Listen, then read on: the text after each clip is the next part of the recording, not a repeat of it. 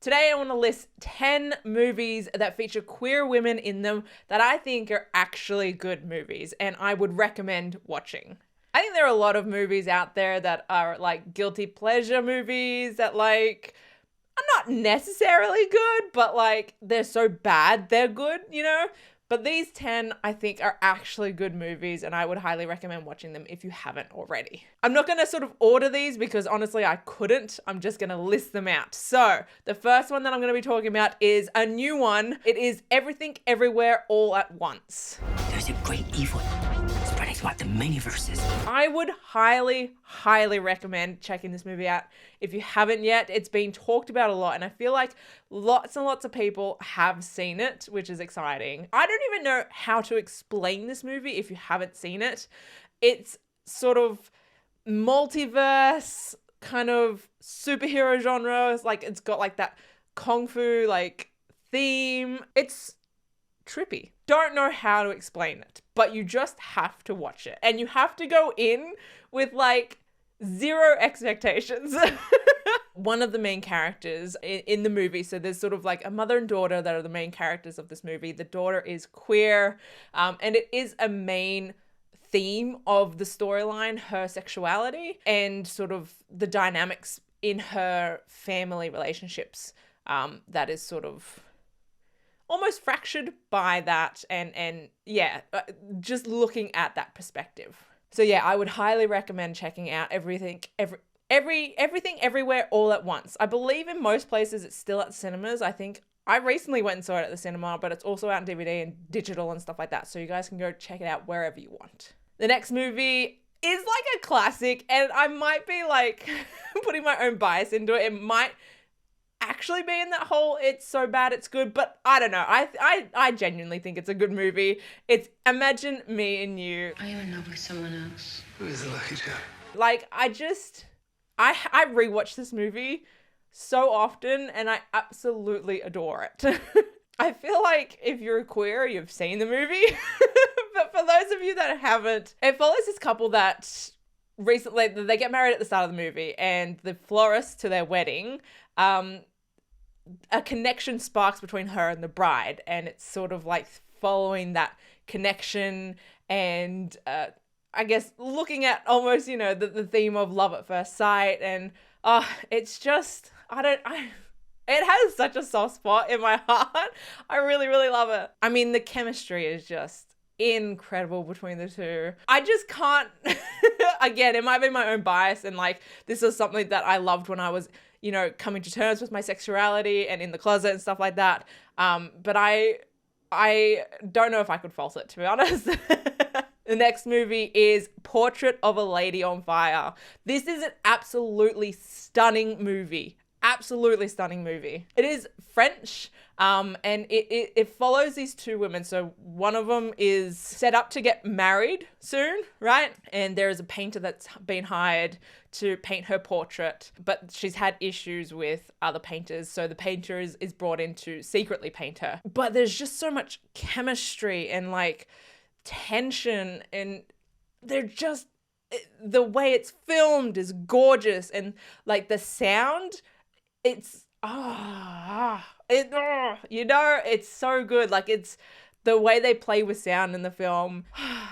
I'm just in love with this movie. I have fond memories of like the first time I watched it as well. Like I went to the cinema on a Monday, like in the morning, like one of the first showings, and like that showtime is typically when like, you know, the old retired couples or people like, they like to go to their weekly movie session and they all, I'm sure, just randomly pick this one because they didn't know what it was. And they go every week, so they just watch every movie. And I'm just sitting in this theater watching the sexy scenes with a whole bunch of like oldies. It was a great time. But it's so, I don't even know how to, like, it's so sensual and like, it was filmed by a woman, you know? You can feel it. So yeah, check out Portrait of a Lady on Fire. The next movie I would recommend seeing if you haven't yet is The Miseducation of Cameron Post. Your struggle is with the sin of same-sex attraction. You're facing the consequences of your actions, and it's ugly. I will put it like a disclaimer because it's a tough subject, right? The movie is sort of around a group of kids who are all being sent to like a gay conversion therapy camp, and it's not like the comic theme of like I can't think straight, you know.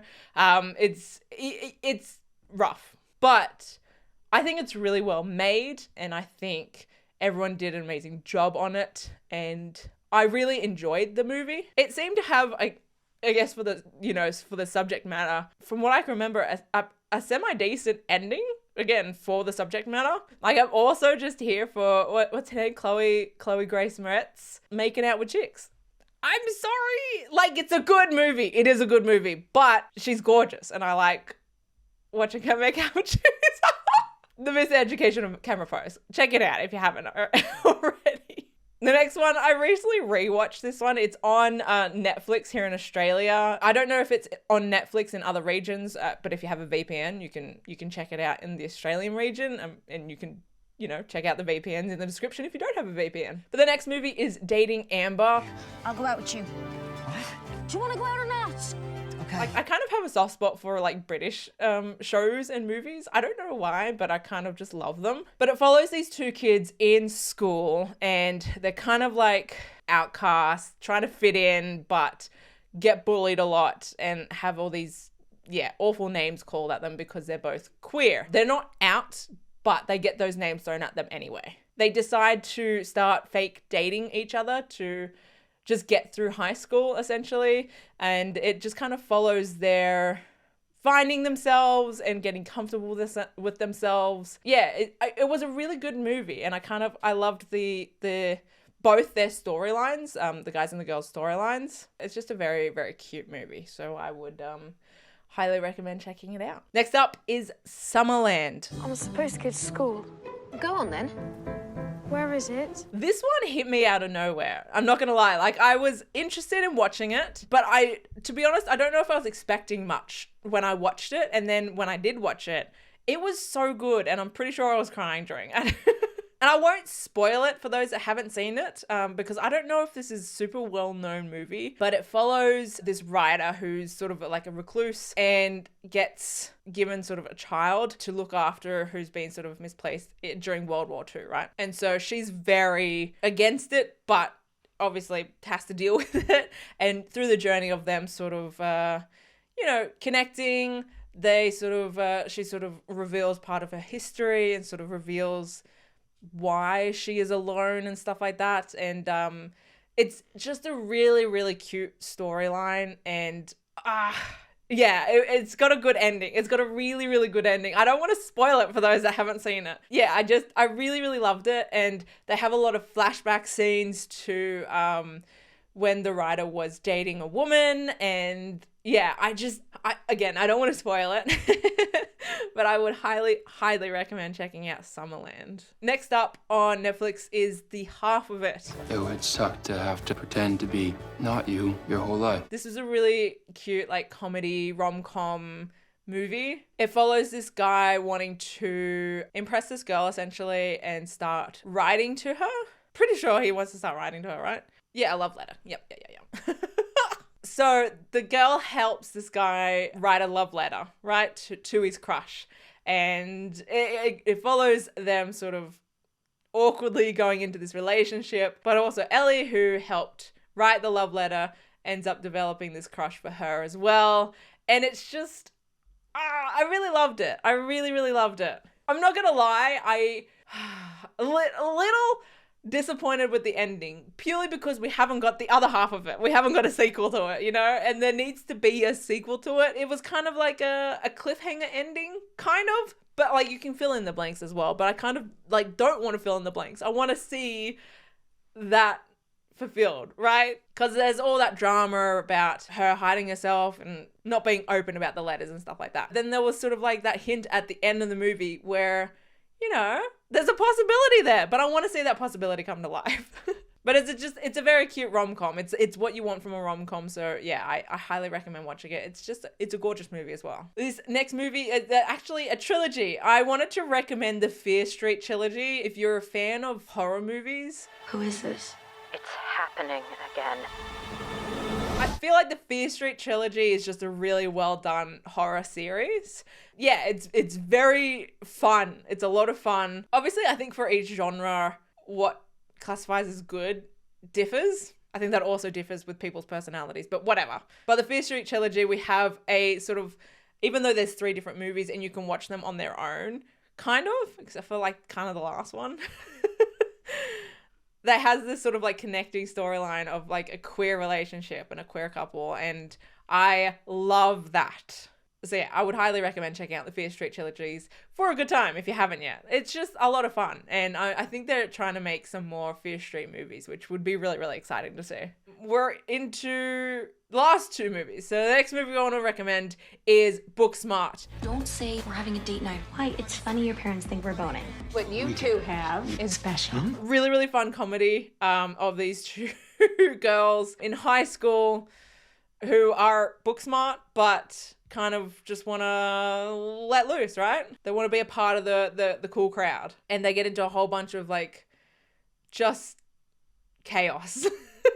I got introduced to a whole lot of like actresses in this movie that I really, really love.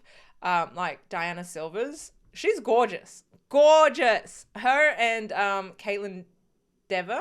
Is that how you say her last name? Great chemistry. I loved that bathroom scene. Like, it was so awkward and I loved it. And I kind of love that, like, she is so awkward and so dorky. And like, you know, Hope is, I guess, kind of the popular, but she's kind of like a loner popular. I don't know how to like define her, but she was still kind of just like at the end, she's like, yeah, okay, you're weird, but I like it. Yeah, I kind of loved Booksmart, and I would like a sequel and see where those 2 lead with their adventures. But the last movie that I want to recommend, honestly, probably one of my favorite movies, and so I think I'm biased. It is genuinely one of my favorite movies, and it is Professor Marston and the Wonder Women. A person is most happy when they are submissive to a loving authority. So this is a movie that sort of follows the true story. It's not a documentary, it's fictional, but it follows the true story of like how Wonder Woman was created. Professor Marston and his wife Elizabeth created Wonder Woman, but they also sort of, I really enjoyed sort of like showing the different things of like how her whip and all this sort of kind of bondage got introduced in the comics early on, because it was sort of explored in their relationship. They also developed a relationship with another woman who they all had a relationship with. So with Olivia, no, Olive. Her name was Olive. I just think the movie is really sexy and sensual, and they all have amazing chemistry. I don't even know how to explain why I love this movie so much, but I just love it. I just love it. So that is 10 movies that feature queer women in them that I think are actually good movies. Let me know some movies in the comments below of some movies that you think are actually good. Let me know if you'd like to see a part 2 to this video, because there are plenty of movies that I think that are actually good, but I also think, like, I don't know, my taste is a little messed up because I enjoy soap operas, so there's that. But that's it from me. I'll see you all in my next video. Okay, bye.